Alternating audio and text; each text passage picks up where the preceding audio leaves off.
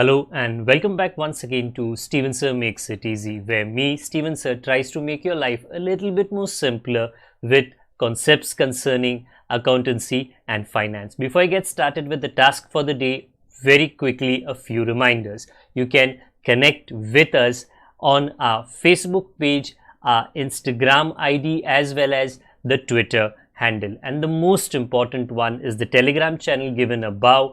If you have not installed Telegram on your mobile phone and you are a subscriber of the channel, it's my request, please get connected to the Telegram channel above, join it, so that this particular Telegram channel is used for official communication to inform you, to update you about the lectures that will be premiered the next day, as well as the most important thing, the PDF of the question and answer, whatever is coached and tutored on this particular platform will be shared at the end of that particular chapter, so that you can download it and use it for your future reference basis.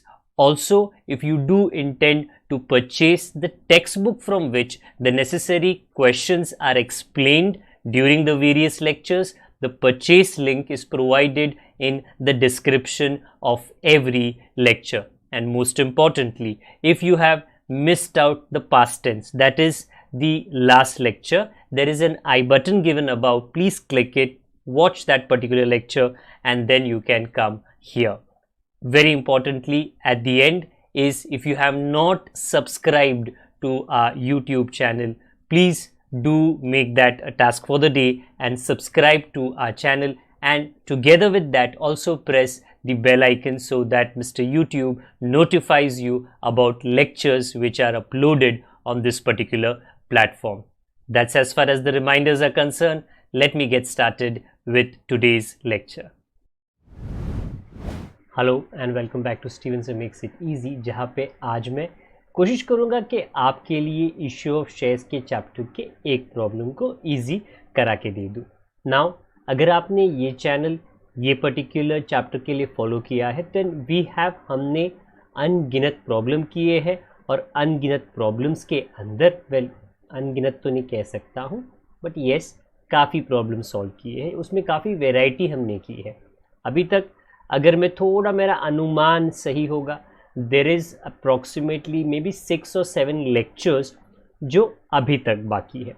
In today's question एक तरीके से ये recap करेगा security premium के feature को या उसके point को, as well as forfeiture and reissue, completely recap करेगा.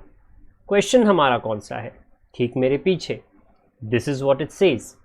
Rakesh limited issued 2000 equity shares. Equity shares की जगह पे प्रेफरेंस शेयर्स भी आ सकता है. आपके सोल्यूशन के दौरान जब भी आप नाम लिखो, आप प्रेफरेंस शेयर लिख लो. That's the minor difference of 100 each. That means to say the face value of one share in this problem is 100 rupees. वो चाहे तो 1 रुपया हो सकता है, चाहे तो 10 रुपया हो सकता है, चाहे तो 5 रुपया हो सकता है. That depends upon the company. उन्होंने अपने आर्टिकल्स में, मेमोरेंडम ऑफ एसोसिएशन में क्या रूल पास किया है. ये कंपनी के लिए एक शेयर का फेस वैल्यू 100 है एट अ प्रीमियम ऑफ 20. ये जो प्रीमियम होता है ये कंपनी के लिए फ़ायदा होता है. इसके लिए ये बैलेंस शीट में लाइबिलिटी साइड पे आता है, क्योंकि लाइबिलिटीज़ टेक्निकली क्रेडिट होते हैं. ओके, तो 100 का शेयर 120 के लिए बेचेंगे. एप्लीकेशन अलॉटमेंट में ध्यान देना, कहा है including premium. What does this mean कि ये जो 50 रुपीज़ आप देखते हो उसमें 20 रुपया प्रीमियम है, तो it is 30 + 20. 30 for the share और for the capital, 20 rupees for the extra payment जो प्रीमियम हम कहते हैं. फिर फर्स्ट कॉल, फाइनल कॉल, ये टोटल आप करो तो 120 आएगा, विच मेक्स सेंस, मतलब करता है ना. 20 रुपया तो ज़्यादा आना चाहिए, इसके लिए तो प्रीमियम है. Applications were received for 3000 shares. देखो हमारे पास तो 2000 शेयर्स है. अगर 3000 लोग अप्लाई करें तो थोड़ी तो गड़बड़ी हो जाएगी। तो इन दिस सिचुएशन सभी एप्लीकेशंस को हम पॉजिटिव आंसर नहीं दे सकते हैं, बट कंपनी दिल से ये भी चाहती है कि वो नेगेटिव आंसर भी ना दे।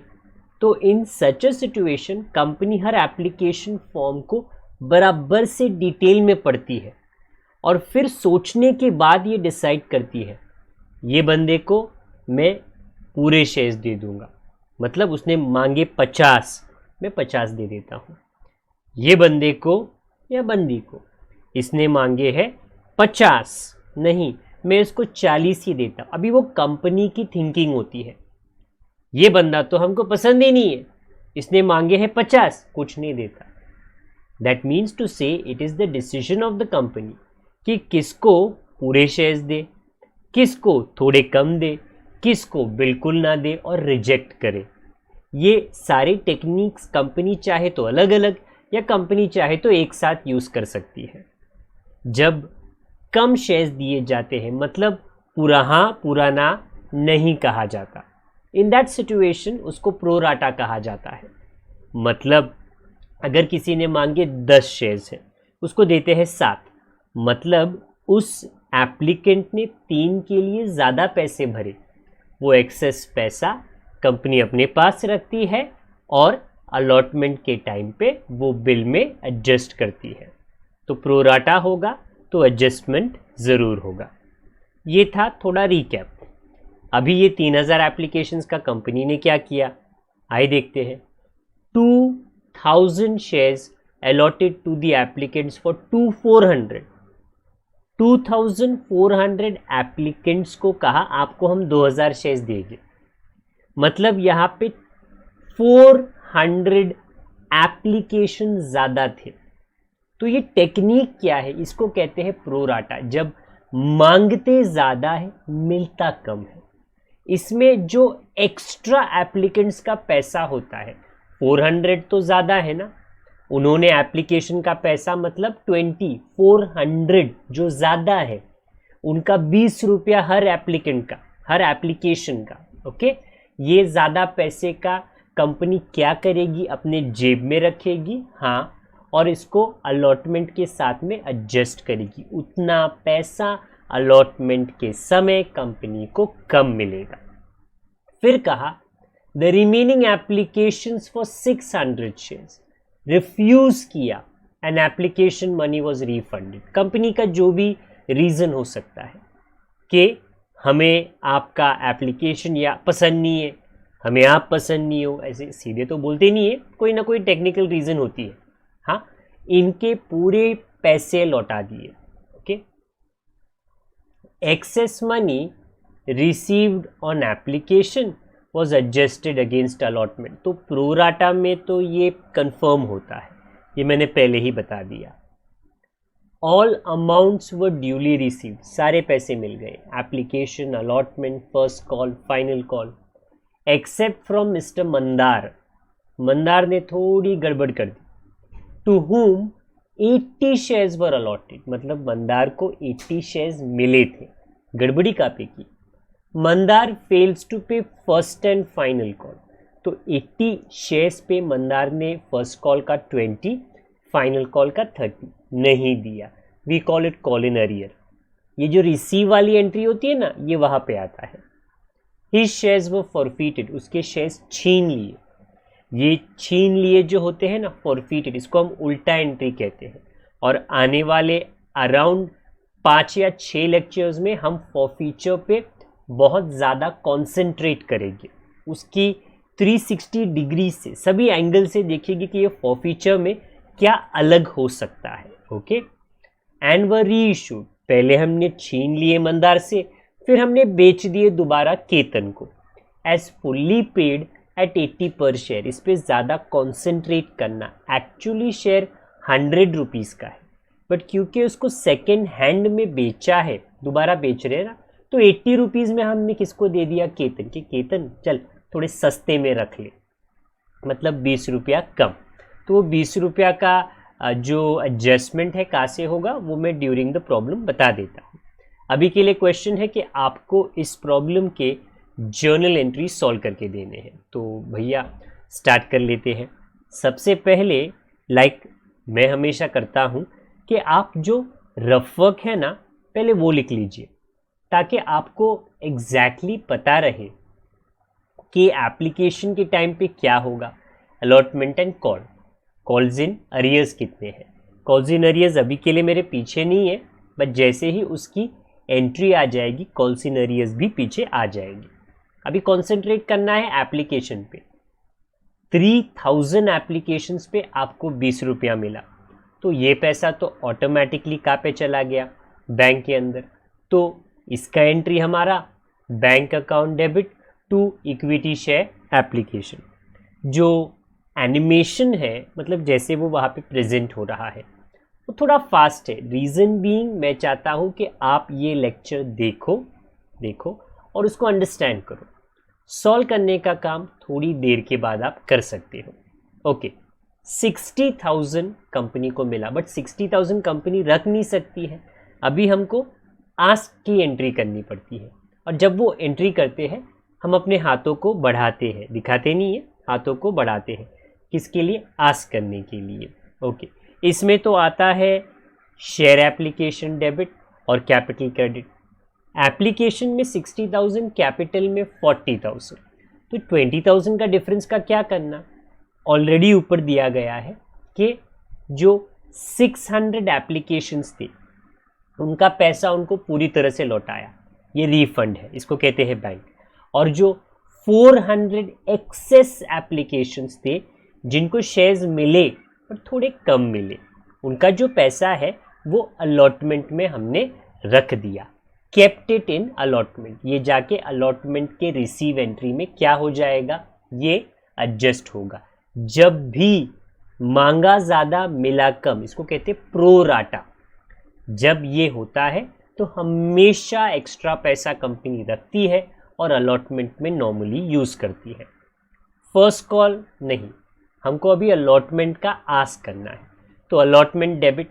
इसमें प्रीमियम भी है, तो प्रीमियम भी आपको क्रेडिट करना है 40,000, और 60,000 जाएगा कैपिटल में। ये तो हुआ आपका अलॉटमेंट का आस्क, क्योंकि अभी से आस्क रिसीव है। अब जब आप रिसीव करोगे 1 लाख रुपीज़ आप रिसीव नहीं करोगे, क्योंकि 8,000 अगर आप यहाँ पे ध्यान दे रहे हो पहले से ही अलॉटमेंट का आ चुका है, तो उतना आपको कम मिलेगा। तो जब आप लिखो bank account debit to allotment account, 92,000 क्यों आया, क्योंकि 8,000 पब्लिक ने पहले से ही दे दिया है। दोबारा वो इतने भी दिलदार नहीं है कि दोबारा आपको एक्स्ट्रा पैसा देंगे। This is our application process and allotment. जैसे ये हो गया, हमारा जो ओवर सब्सक्राइब्ड का थोड़ा बखेड़ा था वो क्लियर हो गया।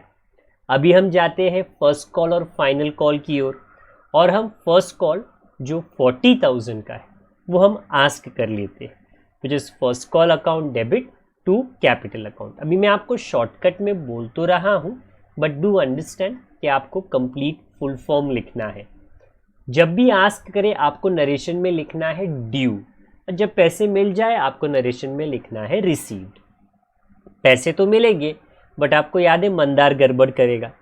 पहला गड़बड़ है 1600 का, क्योंकि उसने 80 शेयर्स पे 20 रुपया नहीं दिया, तो बैंक अकाउंट तो डेबिट होता ही होता है। फिर कॉल इन अरियर डेबिट होता है, कॉल इन अरियर हमको पता है, और जो कॉल है which is how much 40,000, so the difference amount bank में जाता है। अगेन ये कोई नई बात नहीं है, पहले हमने डेफिनेटली किया है।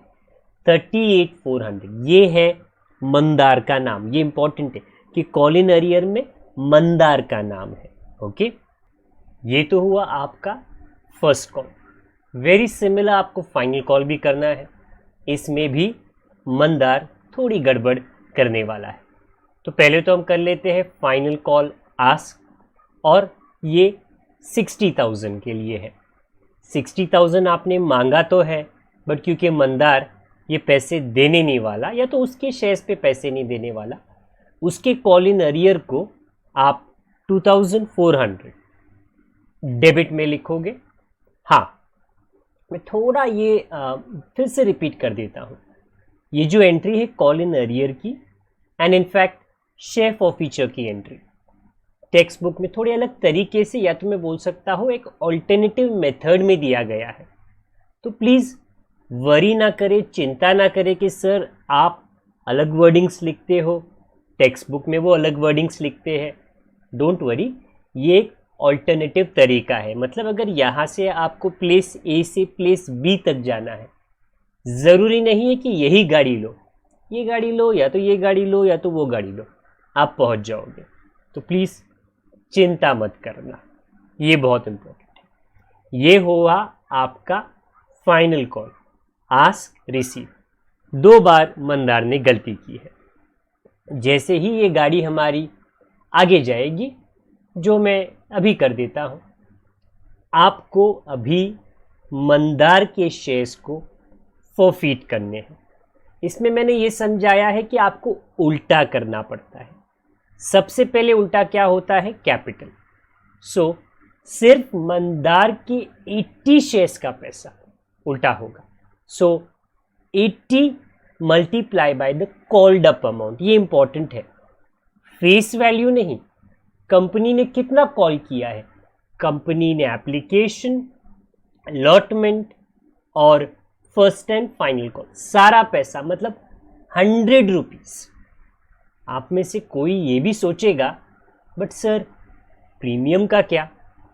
प्रीमियम क्योंकि हमको मंदार से मिल गया है, क्योंकि मंदार ने अलॉटमेंट के टाइम का पैसा दिया तो उसने प्रीमियम दे दिया। कंपनी उससे लौटाएगी नहीं, उसको उल्टा नहीं करेगी। अगर प्रीमियम नहीं मिलता तो उसको उल्टा मतलब डेबिट का क्रेडिट, क्रेडिट का डेबिट ज़रूर करना पड़ता है। इसके बाद में उल्टा हम कॉल्स इन अरियर्स करेंगे, जो 1600 एंड 2400 मतलब 4000 and the difference goes to share forfeiture.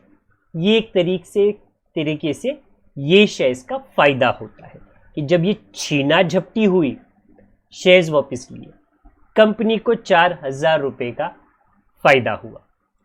Immediately ये शेयर्स कंपनी ने केतन को 80 रुपीज़ के लिए बेचे। तो अभी आपको सीधी एंट्री करनी है, पहली उल्टी एंट्री की, अभी सीधी। मतलब जब शेयर्स बेचते हो तो पैसा कहाँ पे आता है? बैंक में। बट बैंक में 80 शेयर्स का 80 रुपीज़ आएगा। ओके, बट एक्चुअली ये शेयर्स तो 100 रुपीज़ के हैं, वो भी सही है, 8000। तो ये शेयर्स सस्ते में बेचे, तो सस्ते में बेचे तो नुकसान हुआ। वो नुकसान कहाँ जाएगा? शेयर फॉरफीचर, क्योंकि यही शेयर्स पे 9th एंट्री में 4000 का फायदा हुआ, यही शेयर्स पे 10th एंट्री में 1600 का लॉस हुआ। तो उस फायदे से, उस फायदे के खाते से उस लॉस को निकालते हैं। ओके, एक बार आपने वो कर लिया, फायदे से आपने लॉस निकाल लिया, तो बचा हुआ फायदा शेयर फॉरफीचर के खाते में जो बचा हुआ है, क्या बचा हुआ है? 4000 माइनस 1600 बचा हुआ है। वो कानूनी तरीके से शेयर फॉरफीचर के अंदर नहीं बचना चाहिए, वो ट्रांसफर हो जाना चाहिए कैपिटल रिजर्व में। And that is exactly what you see, share forfeiture account to capital reserve. मतलब वेन एवर आप जब भी अगर एंट्री करो फॉरफीचर और री इशू, ये तीसरा एंट्री होना ही चाहिए। You cannot be, but sir where is it mention, कहाँ पे बोला गया है क्वेश्चन में? It doesn't matter. कानून कहता है स्टेप 1, स्टेप 2, स्टेप 3। तो आपको ये क्वेश्चन नहीं करना कि क्यों किया है ये कानूनी मैटर है, मतलब ये कानूनी दावपेच है, रूल्स है, आपको ये फॉलो करने पड़ेगी कि शेयर फॉरफीचर में पैसा आप नहीं रख सकते, वो पैसा आपको कैपिटल रिजर्व में ट्रांसफर करना है। And at the very and जो ग्रैंड टोटल आता है वो हम लिख दिए, 5,30,400। कुछ नया नहीं, बट कुछ पुरानी चीज़ें ये क्वेश्चन में हमने रिपीट की, भी चाहे डियरली हो, मन से, कि आपको समझ आया है। हमारे पास कुछ और 5 या 6 लेक्चर्स है जिसमें फॉरफीचर के एंगल को हम काफ़ी इंटरेस्टिंगली कवर अप करेंगे। जल्दी मिलिए मुझे अगले लेक्चर में। तब तक के लिए अपना ख्याल आप ज़रूर रखें। आपके पास अगर कोई चीज़ पूछनी है तो आप कमेंट बॉक्स का इस्तेमाल कर सकते हो। अगर आप पुराने हो तो शेयरिंग करें, नए हो तो सब्सक्राइब बटन को दबाएं और अगेन आई रिपीट, आने वाले लेक्चर का थोड़ा इंतज़ार करें। टिल देन अपना ख्याल रखें, बड़ों का, छोटों का, परिवार वालों का, सबका ख्याल रखें। Good day to all of you. God bless. Bye for now.